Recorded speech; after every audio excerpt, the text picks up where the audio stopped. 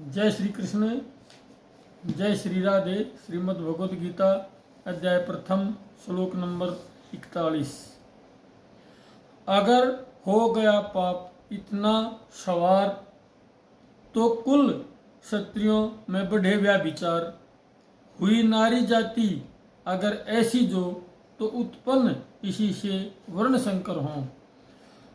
अर्जुन फिर कहने लगे, हे कृष्ण, पाप के अधिक बढ़ जाने से कुल की स्त्रियां अत्यंत दूषित हो जाएंगी, अमर्यादित हो जाएंगी।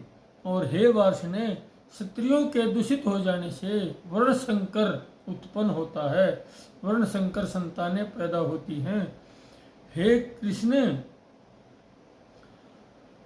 ये कुदरत का नियम है कि समय समय पर स्त्री को पुरुष और पुरुष को स्त्री की आवश्यकता है, लेकिन जो योद्धा यहाँ रण क्षेत्र में हैं वो सब रण क्षेत्र में काम आ जाएंगे और उनकी स्त्रियां घर रह जाएंगी।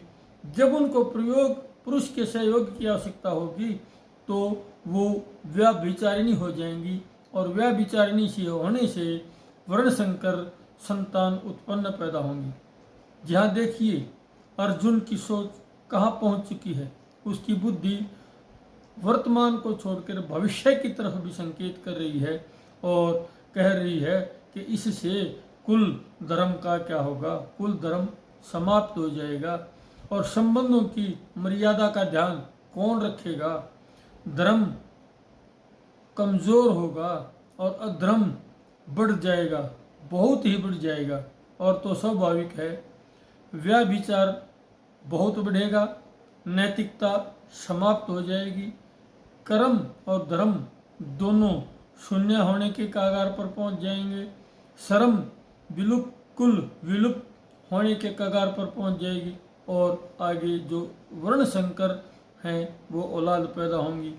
वर्ण संकर संतानें क्योंकि अमर्यादित ढंग से पैदा हुई हैं, इसलिए वो आगे किसी भी मर्यादा में नहीं रहेंगी और जो मर्यादाओं में नहीं रहेंगी, उनके मर्यादाओं में नहीं रहने से कुल का नाश और सर्वनाश होना संभव है। इसलिए मैं इस पर बार बार विचार कर रहा हूँ।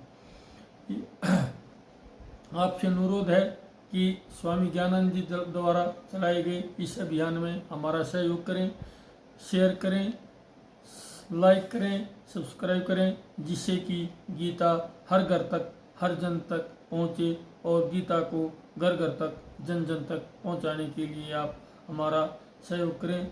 जय श्री कृष्ण, जय श्री